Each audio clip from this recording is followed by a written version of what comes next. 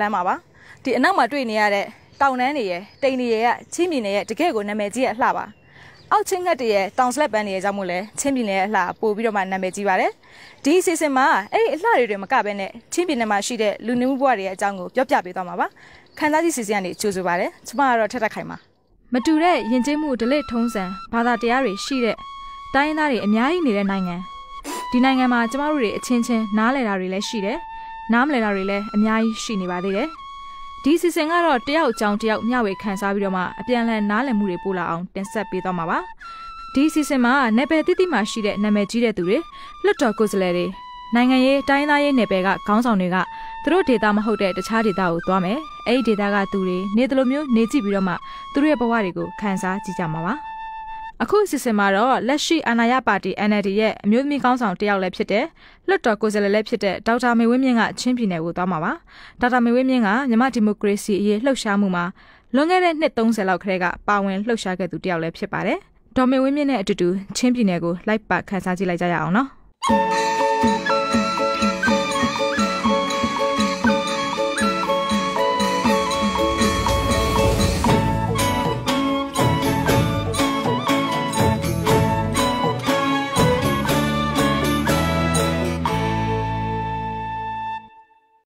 မင်္ဂလာပါမင်္ဂလာပါသမီး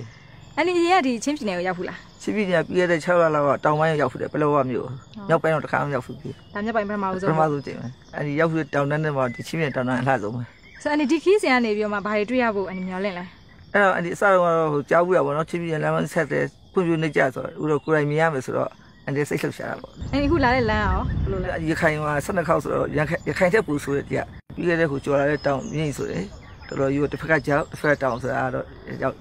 ရခိုင်တက်ဆိုတာပြောလေတဲတရားနဲ့လာယူတစ်ထိတ်နဲ့လာရဲကြောက်အဲ့ဆိုအန်ဒီထင်ထားတဲ့ဒီလမ်းမဆက်သွယ်ရေးဒီကျမ်းမာရေးနဲ့တကယ်ဒီမှာချင်းပြည်နယ်မှာရှိတဲ့ဘွားတွေနဲ့ဘာတွေကွာလဲဆိုတာတက်ကြည့်လိုက်ကြရအောင်အဲ့ဒီကကြည့်ချင်နေပါလေနော်စာတူနဲ့တွေ့ဘလော့ကွာလဲဆိုတာလေဟုတ်ကဲ့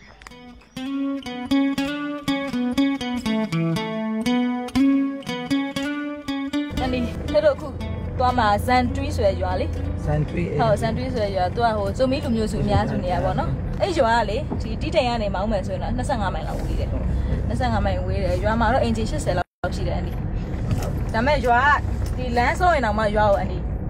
မရောက်သေးဘူးဟောပြီးတော့လမ်းဆုံးပါလမ်းလျှောက်အောင်မလားဟုတ်တယ်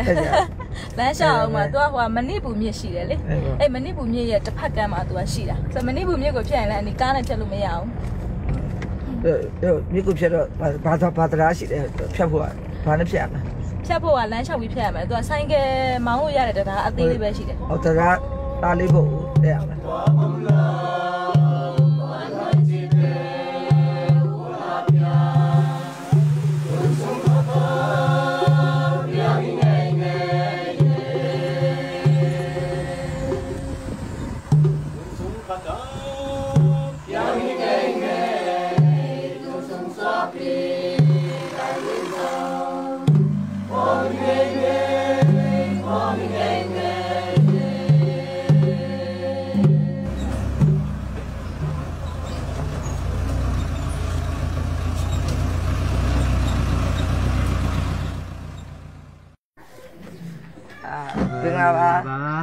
လမ်းမှာတော့အဆင်ပြေရလားလမ်းတော့တိတ်အဆင်မပြေဘူးဒီဝင်တဲ့ဟိုရွာတွေကလမ်းကလေကားတချမ်းဆောင်တယ်ဘေးတစ်ဖက်ကတောင်ကုန်းပေါ်ရောက်တစ်ဖက်ဆိုတော့အနေအများများတာပေါ့ရွာတကြီးကရွာကိုလိုက်ပြပြီးတော့မှဆေးကန်းကိုခေါ်သွားပါတယ်ဒါပေမဲ့ဆေးကန်းကပိတ်ထားတော့ကျမတို့တွေဆေးကန်းနဲ့တော့မရောက်ခဲ့ပါဘူးဆေးကန်းကလည်းတစ်ပတ်ကို1ရက်2ရက်လောက်ပဲဖွင့်တာပါတဲ့ကျမကြီးပြဿနာတွေကသူတို့ရွာမှာခဏခဏကြုံရလေရှိပါတယ်တဲ့ရှင်မနစ်ကကျမကြီးပြဿနာကြုံရတဲ့နန်းခမ်းဝဲတို့အိမ်ကိုလည်းသူကလိုက်ပို့ပါတယ်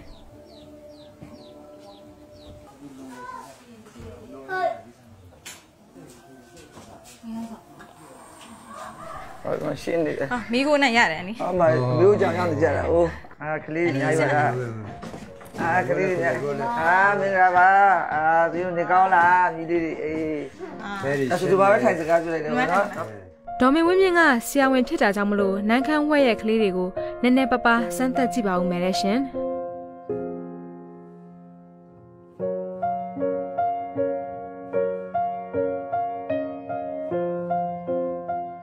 သမီးကဒီကလေးတွေရောက်ဝေးထားတယ်ဆိုတော့လေ စားတော့ဘယ်နေရာမွေးထားတယ်ဟိုကိုရှိတော့ခင်းပြစ်ကြသွားတာတို့ဘာလို့ရှိဘူးလားဘယ်နေရာမွေးထားဘူးလဲ ဟုတ်6ယောက်မွေးဘူးတယ်6ယောက်လုံးပြက်ကြတာမရှိဘူးကျန်တဲ့ကလေး2ယောက်ပါတည်သွားတယ်မှာဆုံးရတယ်ဆုံးတော့ဘယ်လိုယောဂမျိုးဆုံးရတယ်စီကုံဆိုင်ချာမလို့အိုပန်နုံကုံအကြီးကတော့မနစ်ကဩဂုလမှာပြတုတ်ပြီးတော့ဆုံးသွားတာအငယ်ကကြတော့ဒီနေ့ဧပြီလထဲမှာတူဝမ်းသွားပြီးတော့ဆုံးသွားတာ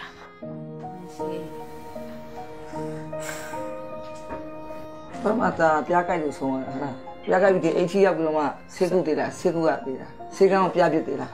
ဆီယမစီမှာ9ရက်စီထိုးတယ်စီးလဲပြီးတယ်အသက်ရှင်သေးရနော်9ရက်ပြီးတော့မှတည်သွားတာ3ရက်လောက်ကတက်တာတယ်4ရက်မြောက်မှကျတော့ပူဆူလာတယ်အပေါ်သွားခြင်းနဲ့အလေးသွားခြင်းနဲ့မသွားနိုင်ဘူးအိတ်လည်းမအိတ်နိုင်ဘူးမနဲ့ထားလိုက်တော့လေကောင်းကောင်းမွန်မွန်စကားတော့ပြောနိုင်သေးရပေါ့နော်4ရက်ပြီးညကျတော့အိတ်လို့လည်းမရဘူးလဲလို့လည်းမရတော့အပေါ်လည်းမသွားနိုင်ဘူးလေးလည်းမသွားနိုင်ဘူးဒါပေမဲ့မနဲ့ထားလာကြတော့ကောင်းကောင်းစကားတော့ပြန်ပြောနိုင်နေတယ်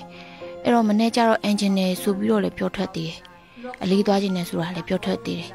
အဲ့လိုသူပြောရင်းနဲ့သူအသက်ပါမျိုးသွားတာတည်သွားတာပေါ့အဲ့ဆရာမ3ရက်ကျော်တော့ဒီတိမတက်တာတော့ဒီဆေးရုံပဲသွားဖို့မဆွဲသွားဖို့မနှင်ကြဘူးလားဒီမှာလည်းဆက်ကူပေးနေတာဒီသားခံဆရာမလေးတွေကစီးတော့ထူပေးတယ်စီးလဲထပ်ထိုးရမယ်လို့ပြောတယ်အဲ့မှာဆရာကအရေးပေါ်ခီးထွက်သွားတယ်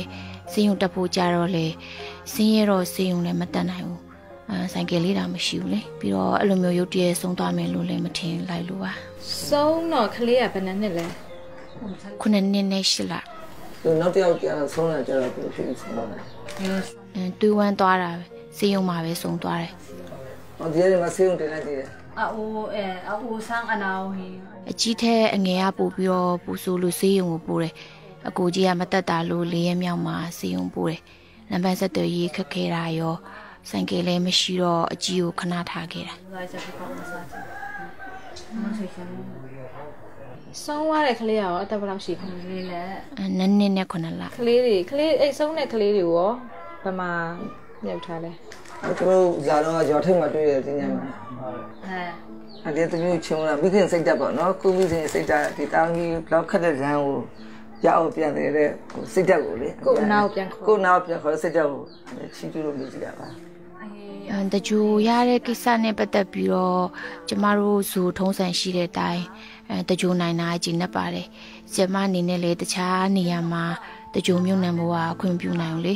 ကျမတို့ကတိတိမ်မှာနေတဲ့သူမဟုတ်တော့အလောင်းကိုပြန်တဲတာပြီးတော့ကိုယ့်ရဲ့ရွာမီမှာပဲတကြိုရတယ်သူ့ကိုတကြိုဖို့ကအမျိုးတွေကိုဆွေးနွေးပြီးပြန်ခေါ်ဖို့ကအလောင်းကိုပြန်တဲဖို့တကြိုဖို့ကိစ္စတွေအားလုံးကိုသဘောတူပြီးတော့လုပ်ခဲ့တာပါ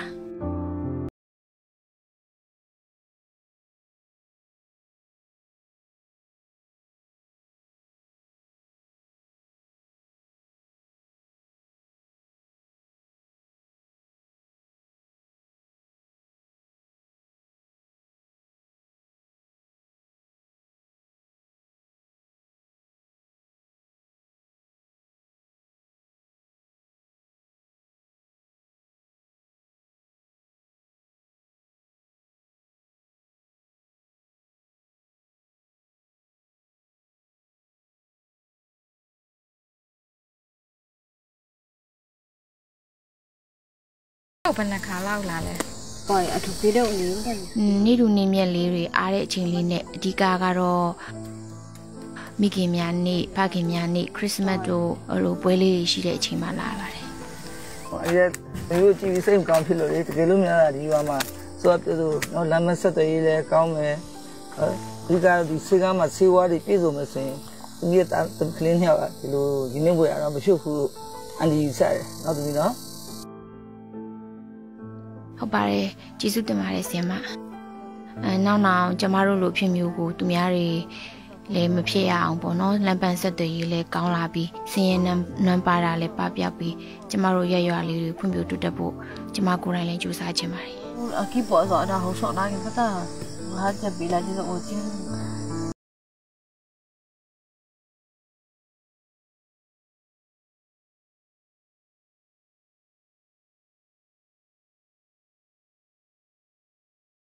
ညနေလဲစောင်းကန်နေတာမို့ကျမတို့တွေနန်းခမ်းဝှဲကိုအုတ်ခုလေးနားမှာပဲနှုတ်ဆက်ပြီးဖလန်းမြို့နယ်ထဲကခေါ်တာလို့ခေါ်တဲ့ရွာကိုခီးဆက်ခဲ့ပါတယ်ခေါ်တာနဲ့စွမ်တီက3မိုင်ပဲဝေးပါတယ်တဲ့ဒေသခံတွေပြောတာတော့လမ်းကနက်နက်ကျန်းတယ်လို့ဆိုပါတယ်ဘယ်လောက်ကျန်းမလဲဆိုတာတော့ကျမတို့တွေလည်းမမှန်တက်ခဲ့ပါဘူးကျမတို့ကတော့ဒီအနီးနားရွာတွေမှာတစည်းပဲရှိတဲ့ချစ်ကားလေးနဲ့ခေါ်တာကိုသွားမှာပါဒါကြမိုးရွာရဲ့ခြေထောင်ကမိုးရွာရဲ့ခြေကြအောင်မောင်းလို့ဖြစ်ရလားမိုးရွာရဲ့ခြေကြတော့ကျွန်တော်မောင်းလို့ရကိုမခက်ဘူးပေါ့ဗျာကိုတော့မခက်ခဲဘူးဘိုးတော့ခက်ခဲတယ်ကျွန်တော်တို့ဒီမနေ့ဘိုးလာမြစ်ကနေဒီပေါ်ရောက်ပေါ်တခါကျတပတ်လောက်ကြာပါတယ်ဟုတ်ကဲ့စိုးစိုးအချင်းနေကျွန်တော်တို့အဲ့လိုမျိုးလမ်းဆင်းနေမှာကျွန်တော်မိုးနဲ့လိမ့်နဲ့ဆိုရင်ကျွန်တော်တို့အစင်းတောင်မှဗရိတ်နဲ့မိုးကနေကျွန်တော်ဘက်ကင်နဲ့တောင်မှဆင်းရပါတယ်ချီအောင်တော့ရထုတ်ပြီးတော့မှဒါတော့မှကျွန်တော်တို့ဘိန်းလမ်းတွေကချော်လို့မသိဘူးအဲ့လိုမျိုးမောင်းရတဲ့အချိန်နဲ့ညာရှိတော့ခီးရတာ3မိုင်ပဲဝေးတာကျမတို့တွေက45မိနစ်လောက်ကြာအောင်ချစ်ကားပေါ်မှာတူးလူးလိမ့်လိမ့်နဲ့စခန်းသွားခဲ့ကြတာပါခေါ်တာကလိုင်မီလို့ခေါ်တဲ့ချင်းလူမျိုးစုတွေအများဆုံးနေကြတဲ့ရွာပါသူတို့ရွာရဲ့ထုံးစံရွာကိုဧည့်သည်လာရင်မိဘပွဲနဲ့အခန့်လေးရှိပါတယ်ကျမတို့လည်းဒီမိဘပွဲမှာအကအလှတွေကိုကြည့်ရင်ရွာအကြောင်းလဲမေးရင်စကားစမြည်လဲပြောရင်းနဲ့မိဘပွဲကိုဝင်နှွှဲမှာပါ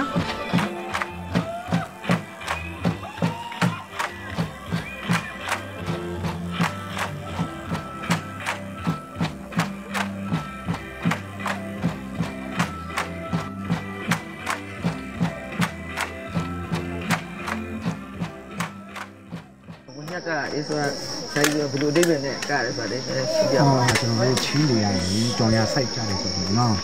ကြောင်ရစားရပြီးတော့စကားတွေစိုက်ကြတယ်ဒင်းတရားရှိတဲ့အိမ်ချောင်းတွေပေါ့နော်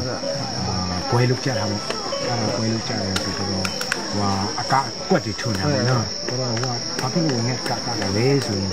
ဟိုညတ်ကာရာငှက်တာတော့ခက်ခဲများရင်ရုံးကန်ပြီးတော့အလုပ်လုပ်ငါဟုတ်တယ်ဘာချင်းတရားရနိုင်တယ်ဆိုတဲ့အတိတ်တင်ကြတာခက်ခဲတဲ့တင်ကြတာဟုတ်ကဲ့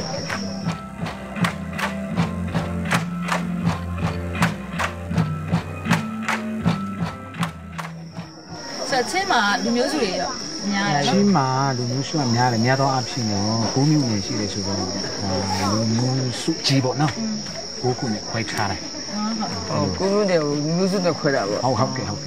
အားလုံးပေါင်းဆိုရင်လူမျိုးစုတွေအများကြီးပဲနော်အများကြီး50ကျော်50ကျော်တယ်ဒီနေ့မှာရောဒီနောက်ပိုင်းမှာရောတိုက်ပွဲရှိတယ်အရင်တော့ရှိတယ်ကျွန်တော်တို့ဘူးတော့ခိတော့မှာပေါ့နော်ဒီကနေဒီကရန်စားပြီးတော့ပတ်ကြတာလေပေါင်းချက်တိုက်ပွဲဆိုတာဟိုကလည်းလက်နက်ကိုင်းမရှိပါဘူးရှိတယ်ကိုချင်းရှိတဲ့ရန်ပွဲပဲရှိတယ်ဟုတ်ကဲ့ဟာအဲ့ဒါအရင်တော့ပေါ့နော်ဟိုထောင်းနဲ့ရှိရတော့ပေါင်းကျင်တော့ဘာမှမရှိတော့ညာသူလည်းမရှိဘူးတိုက်ပွဲလည်းမရှိဘူးဒါမှအရှိကြီးလာကြတော့ပြီးခဲ့တဲ့ဒီပလောဝါရောက်ခဲ့တော့စစ်ဆောင်ခံကိုထောက်ပံ့ခဲ့ရတယ်ဟုတ်ကဲ့ဆိုတော့ဒါပလောဝါမှာဆိုတော့ဒါချင်းတောင်းပိုင်းချင်းပဲလေဟုတ်ကဲ့အဲ့ဒါတိုက်ပွဲရှိရတယ်ပေါ့ဟိုအဲ့ဒါပလဲဝါမှာတော့ဟိုပလဲဝါနဲ့ရခိုင်နဲ့နှိစက်တယ်ဆိုတော့ရခိုင်အေတက်တည်းကရခိုင်တိုက်ပွဲပေါ့ရခိုင်တက်မတော်နဲ့တက်မတော်နဲ့တိုက်ပွဲဟုတ်ကဲ့ရခိုင်တက်အေပေါ့နော်ဒီလိုကြတော့ချင်းလူမျိုးကထိဟိုတော့ဆွေးဆောင်ရောက်သွားပြီးတော့အဲ့ဒီတော့ထောက်ပံ့ကြတယ်ကားဖို့ပြင်ဆင်ကြပြီအတန်တော့ကြားနေရပြီ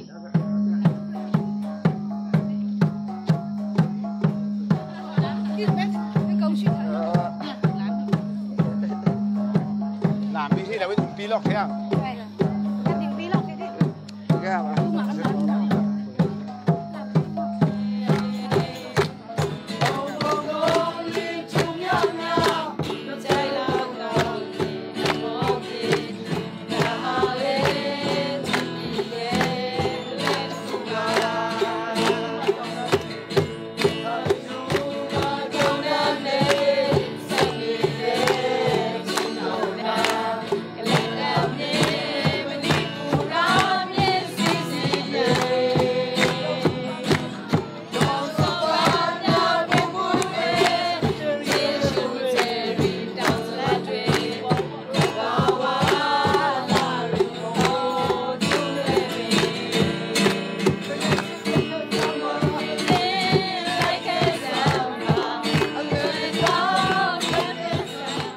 မိဘပွဲသိန်းတော့ညကတော်တော်နှက်နေပါပြီဒေါ်ပင်ဝင်းမြင့်ကတော့ဒီခေါ်တာရောက်မှာပဲအိမ်မှာပါ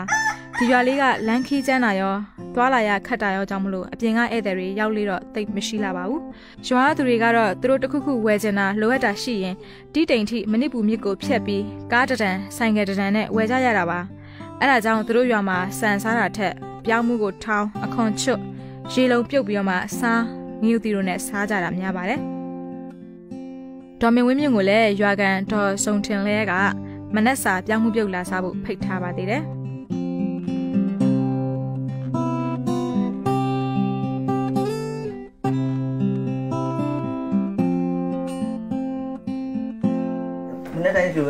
တနင်္ဂနွေနေ့မှာကျတော့ဖျားเจ้าတက်ပြီးအပြန်မှာထမင်းဖြူကိုတစ်ပတ်မှတစ်ခါစားတယ်။ကောင်းတဲ့ဖြစ်စေမကောင်းတဲ့ဖြစ်စေမနှက်ညတာကိုပဲအမြဲတမ်းစားတယ်။ညမနေ့ကိုဒီပဲစားရလား။ညမနေ့တိုင်းပဲစား။စားလို့ကောင်းတဲ့ဖြစ်စေမကောင်းတဲ့ဖြစ်စေဒါကိုပဲစားပေးပါ။မချင်ရင်အဲဒီကနေထောင်းတဲ့အတွက်တင်ချင်တာတော့အဲ့ဒါလောက်ထားအဲ့ကတော့ဒီလိုမျိုးစင်းရဲနွမ်းပါဖြစ်တဲ့အချိန်မှာဧည့်သည်ရောက်လာတော့ဝန်တာပီတီဖြစ်လို့အခက်မို့လဲဘာမှမရှိတော့အားလဲအားနာတယ်ချင်ရင်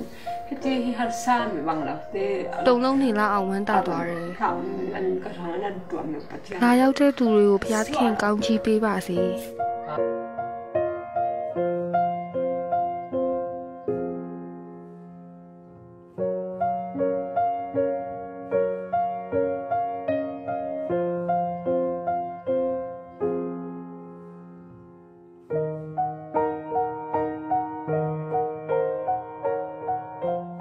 အဲ့ဒီတော့လေရန်ကုန်ကနေလာပြောဒီရောရောက်လာပြီလားလေ့လာတော့သူရောရန်ကုန်ရောက်ဖူးလားစံတာလားမရောက်ဖူးဘူးဖလန်းမျိုးပေါ်တော့မရောက်ဖူးဘူးငငယ်တုန်းကတော့ရောက်ဖူးတယ်အခုကဘလူမျိုးဖြစ်သွားလဲမသိဘူးမလည်းမမီတော့ဘူးဘလို့မှလည်းပုံရိပ်ပြန်ဖော်လို့မရတော့ဘူးမြို့ပေါ်ကဘလို့မန်းတော့မသိတော့ဘူးအဲ့ဒါဒီဖလန်းမျိုးနဲ့မှရှိတဲ့တခြားရွာတွေရောရောက်ဖူးလားဖြစ်တင်နေအဲ့အတိုင်းပဲအိမ်မှာတောင်ရလုပ်ပြီးတော့အိမ်နဲ့တောင်ရပဲနေတယ်ဟဲ့လားအဲ့ဒီခုမနေ့ကလည်းစံတိမှာဒီကျမကြီးဆောင်ရှောက်မှုနဲ့ပတ်သက်ပြီးတော့မှဒီကျမကြီးဆောင်ရှောက်မှုမလုံလောက်တာလေနော်ဒီတွေ့ခဲ့ရတယ်ပေါ့ဒီကြွားကြောက်တော့လေဒီလမ်းမဆက်တဲ့စံတိထက်တော့မှပို့ဆိုးနေတယ်စံတိထက်တော့မှလမ်းမဆက်တဲ့ပို့ခက်တာတွေ့တယ်အဲ့ဒီထက်တော့အခုဒါလူမှုဝင်ကြီးနဲ့တွေ့မှာဆိုအဲ့ဒီအဲ့ရောက်ရင်လူမှုဝင်ကြီးကိုကိုယ်တိုင်မေးကြည့်လို့ရတယ်အေးတည်ရမှာပေါ့နော်နာလူမှုဝင်ကြီးကိုထပ်တော့ဒီ science and ဆိုတဲ့ကြောင်မှာချင်းထားတယ်ဒီ software အိမ်မှာပဲဟိုတွေ့ကြပါလေနော်တွေ့ကြပါအဲ့ဒါအန်တူပြန်တော့မယ်နော်ဟောကျေးဇူးလည်းအများကြီးတင်ပါတယ်ဟုတ်တယ်တာ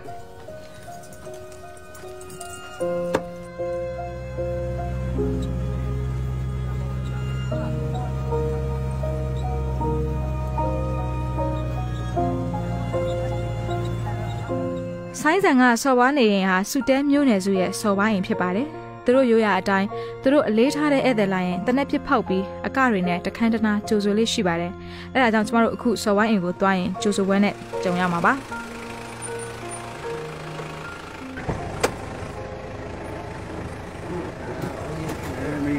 မင်္ဂလာပါ။ကျေဝတ်တာပါ။တောင်းရအောင်။ဝတ်တာပါ။ဒီ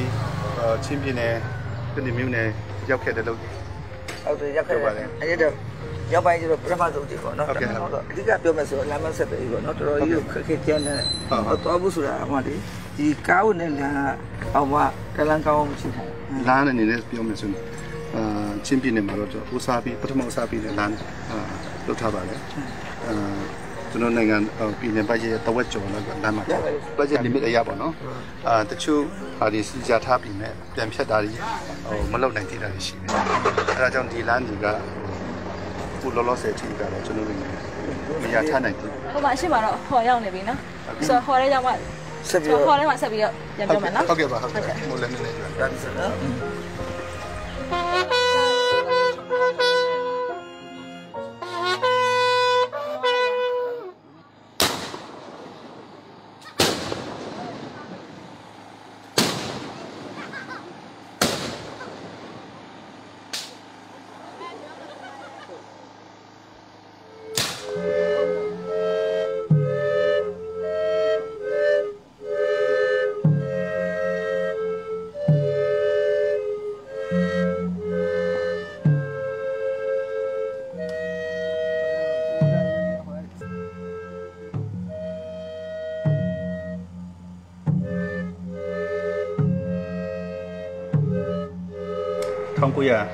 1910လောက်ကစပြီးတော့ဒီအဆောက်အဦကြီးကိုဆောက်ခဲ့ပြီးတော့ အားလုံးတည်တဲ့သူတို့ပင်လုံးนี่แหละครับมาเป็นโลซาโชมาเลยมาชูတဲ့ปูท้องสักคู่นี่แค่တဲ့อิงจีဖြစ်ပါတယ်သူတို့ရဲ့အိမ်ပေါ့နော်အဲ့ဒါကြောင့်ဒါ size အင်ပီလို့အများသိပါတယ်အန်ဒီကမနေ့ကဒီဇန်တီနဲ့ခေါ်တာနော်အန်ဒီခေါ်တာနှစ်ရွာကိုကားခဲ့တာဆိုအန်ဒီအဲ့မှာရွာမှာဘာတွေတွေ့ခဲ့လဲဒီမှာဝင်ကြီးလက်ရှိနေတော့ပြပါဦးဟိုသေဆုံးလို့လမ်းမဆက်သွယ်ပဲပြောပါတော်လေးလမ်းအဆိုးရနော်အဲ့မဲ့ရွာလေးရောက်တော့မှဒီမှာလည်းစိတ်ကောင်းဖြစ်စရာကြားတာကျမကြီးတက္ကသိုလ်အချက်ဖြစ်လို့ပြီးသားတူစုတွေကတားတင်းနှစ်ယောက်ခွန်လာတို့မသိသွားတာမရှင်းပြပါမယ်ဒီကျမကြီးpublic care ပေါ့နော်ဒီကတော့ဒီသူကျမကြီးစိုက်ဖြစ်တမတ်တင်နေကျွန်တော်ပြောချင်တာကျွန်တော်တို့ချင်းပြည်နယ်ရဲ့အဓိကလိုအပ်ချက်တစ်ခုကတော့လမ်းပေါ့နော်ဟုတ်ကဲ့ကျွန်တော်ဒီလမ်းကြောင့်ပေါ့ကျွန်တော်ကျမကြီးထိခိုက်မှုတွေရှိပါတယ်ခုနဒီပြောတဲ့ကိစ္စတွေရတယ်ပဲနံပါတ်1ကတော့လမ်းမကောင်းလို့ဆိုရင်လည်းရပါတယ်ပြီးတော့ပြောစီးနဲ့ပတ်သက်ပြီးတော့လည်းကျွန်တော်တို့ရရှိတဲ့ budget ပေါ်မူတည်ပြီးတော့ကျွန်တော်မြို့နယ်လိုက်မြို့နယ်နေတစ်ဆင့်ကျမကြီးဌာနခွဲဒီဌာနတွေကိုဖြန့်ဝေလို့ရရှိပါတယ်ဒါလည်းပဲလူတာနဲ့ရတာနဲ့ကတော့မမျှသေးပါဘူးတိုက်နယ်စီုံ16ကရင်လောက်ဆိုရင်သိန်း100ဖူးတော့မရဘူးဆိုတော့ဒီရတဲ့အငွေအမောင်းကနည်းနေတယ်ဒီချင်းပြည်နယ်မှာလေဆိုဘယ်လိုမျိုးပုံစံနဲ့စီမံခန့်ခွဲရေးပို့ပြီးတော့မှတောင်းလာမလဲချင်းကတော့သူထူးခြားမှုပေါ့နော်ကျွန်တော်ဟိုအရင်တော့လည်းချင်းဝေးဒီတာတိုင်းဆိုတော့ချင်းကတော့တမူထူးခြားလက်ရှိပါတယ်ဘာဖြစ်လို့လဲဆိုရင်ကျွန်တော်အဆအရာအားလုံးကဟိုတခြားပြည်နယ်နဲ့တိုင်းတွေ compare လုပ်မရဘူးပုံတူဘူးလို့မရတဲ့အရှိပါအဓိကတော့ကျွန်တော်ကိုတိဆောက်ရေးလုပ်ငန်းဆိုတော့ကျွန်တော်ပညာရေးမှာလည်းပဲကျောင်းကြီးချပြီးတဲ့အခါမှာကျွန်တော်တနိုင်ငံလုံးကိုတော့ပုံတီနည်းနဲ့ပြည်ရေးဘယ်လောက်လုံးနဲ့ဆိုတော့ကျွန်တော်ချပြီးတယ်ဒါပေမဲ့ချင်းပြည်နယ်မှာမီးရအခက်ခဲကြောင့်ပေါ့နော်တချို့နေရာတွေမှာကျွန်တော်တို့ပြည်တရားမီးပြတ်မရတဲ့နေရာရှိပါတယ်အဲ့လိုနေရာမျိုးမှာသူကအထက်လိုက်၄-၅ထပ်ဆင်းပြီးတော့စောက်မယ်ဆိုရင်အဆင်ပြေတယ်ဒါပေမဲ့ကျွန်တော်မြန်မာနိုင်ငံရဲ့ကျောင်းပုံစံထဲမှာအဲ့လိုမရှိအိုင်ပုံစံတို့တစ်ထပ်အဲ့လိုဟာမျိုးပုံစံတွေပဲရှိတယ်ပြီးတော့တခြားအဆောက်တစ်ခုဆောက်တာနဲ့မီ artwork တော်တော်များတယ်ပြီးတော့အေးအဆောက်ခိုင်မာအောင်နေထင်းနိုင်ကပြန်ပတ်နေရတဲ့အခါကျတော့အင်းတလုံးကိုအခိုင်မာရဖို့ဆိုတာကသူ့ဒီတစ်ခုနဲ့တစ်ခုမတူဘူးအဲ့ဒါကြောင့်ပြည်ရေးတစ်ခုထဲနဲ့တတ်မှတ်တဲ့အခါမှာတော့ဒီချင်းပြည်နယ်မှာတိဆောက်ရေးလုပ်ငန်းတွေကတော်တော်ကိုခက်ခဲကြုံနေရတယ်အခုဆိုရင်ဒီ21ပင်လုံးဆိုပြီးတော့မှငင်းငင်းဆွေးနွေးပွဲလုပ်နေတယ်ဆိုတော့အဲ့လိုငင်းငင်းဆွေးနွေးပွဲတွေကနေဒီမှာဘယ်လိုမျိုးရလက်မျိုးပေါ့လေဘယ်လိုမျိုးအဖြစ်မျိုးထွက်လာရင်ချင်းပြည်နယ်အတွက်ဟိုကောင်းမလဲအဆဆရရမှာတော့ချင်းကတွားနဲ့တူနေပြင်မဲ့ဖွံ့ဖြိုးရတဲ့တော့အများကြီးခက်ရှိတယ်ဘာမှတရားစံစာတတ်မရှိဘူးအဲ့ဒီ resource sharing လိုဟာမျိုးရှိမယ်ဆိုရင်တော့ဒါကောင်းတာပေါ့နော်ပြီးတော့ကျွန်တော်အနေနဲ့မြင်တာကတော့ဒီချင်းပြည်နယ်ကိစ္စချင်းပြည်နယ်အရေးတွေကတော့ချင်းပြည်နယ်ကပဲစီမံခန့်ခွဲတဲ့ဟာမျိုးပေါ့ plan ဆွဲပြီးတော့ခန့်ခွဲတာမျိုးဒါလိုပါတယ်ဘဟုကနေပြီးတော့ရှိမြို့ဘက်ကနေတောင်ဘက်အထိဒီချင်းပြည်နယ်ရဲ့လိုအပ်ချက်ကိုကကနနတို့ကမသိနိုင်ဘူးအဲ့ဒါကြောင့်ကိုဟာနဲ့ကိုလိုအပ်ချက်ခေါ်ထုတ်ပြီးတော့ plan ဆွဲပြီးတော့ဆောင်ရွက်တဲ့အနေအထားမျိုးဖြစ်လာဖို့တော့လိုတာပေါ့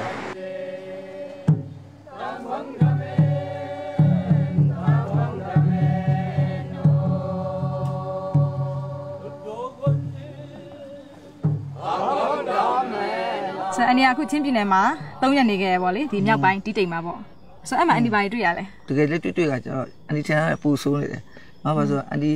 ဟိုပါပေါ့နော်ရှမ်းကရရောက်တယ်ရခိုင်ရောက်တယ်အိတ်ထက်ကိုလမ်းမဆက်တယ်ပူခက်တယ်မတွေ့ရလေကျမကြီးဆိုရင်ဆိုးသွားတယ်ပေါ့အန်ဒီတွေ့ခဲ့တာဒါတိမ်ထဲမှာပဲဟိုခဏတွေ့မှာသားသမီး2ယောက်ဆုံးသွားနေရကြလို့ရှိရင်တော့ဘလို့မဟိုသူအသက်ကင်ထိုင်ရတဲ့ level ဆက်ပြီးတော့ဆေးဝါးမပြည့်စုံတာတွေ့ကြတာကျွန်တော်စိတ်ထိခိုက်ရတာပါဟိုသူ့မိတဲ့နေရာဒီပေါ်ဒီကမိခင်ကြောင့်လည်းခံစားပြီးတော့ဟိုစိတ်မကောင်းဖြစ်ရတာဒါမှတ်တရပါပြီဟုတ်ကဲ့ဆိုအခုအန်ဒီကိုရန်လည်းချင်းပြည်နယ်မှာရှိရဲ့လူတွေရဲ့ဘဝတွေကိုအန်ဒီတွေ့သွားပြီဆိုတော့အန်ဒီသူတို့ဘဝတွေတိထက်ပိုပြီးကောင်းအောင်လို့ဘာတွေထပ်ပြီးလုပ်ဖို့လိုတယ်လို့ထင်လဲအဲ့ဒါတော့အန်ဒီဟိုပြီးခဲ့တဲ့လွှတ်တော်တော့ပြောမှာပြီးခဲ့တဲ့လွှတ်တော်ကချင်းကိုယ်စားရသူကဟိုလွှတ်တော်မှာတောင်းဆိုတော့ဗောနော်ဒီရတဲ့ခါကျရင်ဟိုလမ်းနေပြင်ပေးပါဟောတရားတွေစောက်ပေးပါဟ ဒီလေဝင်လောက်ပဲဆိုအန်တီကသူတို့အထင်လွဲခဲ့ပြီတယ်နောက်ပိုင်းမှာသူတို့လေဝေဖန်ပြီးတယ်ပေါ့နော်ဒီလိုတောင်းတန်းနေရာမှာဘယ်လိုလေဝင်လို့ရမလဲဘလောက်ဆိုတော့ဒီလိုတောင်းတဲ့ခါတည်းပြည်နယ်မှာတောင်းလို့ရတယ်နဲ့ဘယ်သူပြည်တော်စုမှာလာပြီးတောင်းရတာလဲဆိုတော့သူတို့မေးလိုက်တော့သူဘတ်ဂျက်နဲ့လို့ပြည်တော်စုမှာတောင်းမှမြန်မြန်ရတာတဲ့သူပြောတယ်အဲ့တော့အဲ့တော့သိမယုံပဲဦးစားဘယ်နည်းကျတော့မှဝင်းကြီးနဲ့လည်းဆွနေရတော့သူဘတ်ဂျက်ကတော်လေးနေတာပဲနော်တဲ့ခါကျတော့သူတို့ဒီအရင်ကိုယ်စလေတောင်းရမှန်တယ်သူအဲ့လိုအထင်လွဲခဲ့တာလေတော့ဒီကြောင့်မို့ဒီပြည်နယ်ဘတ်ဂျက်ကိုများများချပေးပြီးတော့မှသူရဲ့ဖို့နေဆိုဖြစ်တဲ့လမ်းမဆက်ဘယ်လိုမှသူပြည်နယ်တိုးတက်မှာဒါဒီလိုပဲကျေးဇူးတင်ပါတယ်နိအနေနဲ့ကျေးဇူးတင်ပါတယ်ဟိုအဒီစိတ်ဝင်စားတဲ့ချင်းပြည်နယ်ကိုဟိုဒီလိုတဲ့ဖိတ်ခေါ်ရောက်ခဲ့တဲ့မျက်ပြကိုတွေ့ခဲ့ရတဲ့အများကြီးကျေးဇူးတင်ပါတယ်ခံစားသည့်စီစဉ်ကိုကြည့်ရှုပေးတဲ့အတွက်ကျေးဇူးအများကြီးတင်ပါတယ်ဒီစီစဉ်နဲ့ပတ်သက်ပြီးတော့မှဝေဖန်အကြံပြုချင်တာရှိရင်ခန်းစားကြီးရဲ့ Facebook page ဖြစ်တဲ့ www.facebook.com/ ခန်းစားကြီးမှာကိုယ့်ရဲ့ထင်မြင်ချက်တွေကိုလွတ်လွတ်လပ်လပ်ဝင်ရောက်ရေးသားလို့ရပါတယ်နောက်စီစဉ်မှာတော့မြန်မာနိုင်ငံလုံးဆိုင်ရာចောင်းသားများဒီမိုကရက်တစ်တပ်ဦးဗဟိုဦးဆောင်ကော်မတီဝင်မတ်မီစုပွင့်ကမကွေးကိုသွားမှာပါမကွေးမှာရှိတဲ့လူတွေရဲ့ဘဝကိုမတ်မီစုပွင့်နဲ့အတူတူလိုက်ပါခန်းစားကြည့်ပေးပါဦးနော်အရင်တော့အမမကွေးရောက်ဘူးလားရွှေဆက်တော်ရောက်ဘူးတယ်မင်းဘူးကိုလေဖြတ်သွားရလားမသိဘူးနော်မမှတ်ပြီးတော့တိတ်ငယ်တော့လေဒီနေ့မြန်မာနိုင်ငံအတွက်အရန်အရေးကြီးအားအရေးကြီးတယ်လို့ကျမတို့မြင်နေတဲ့ဒီငိမ့်ငိုင်းရေးဖြစ်စဉ်နဲ့ဒီကလူထုတွေနဲ့အော်သူတို့နဲ့ကျမတို့နဲ့ဘာတွေကွာဟတယ်လဲဘာတွေကနီးစပ်တယ်လဲပေါ့နော်ဒါလေးတွေတွေ့ရမယ်လို့ပြောမျှော်လင့်ထားပါတယ်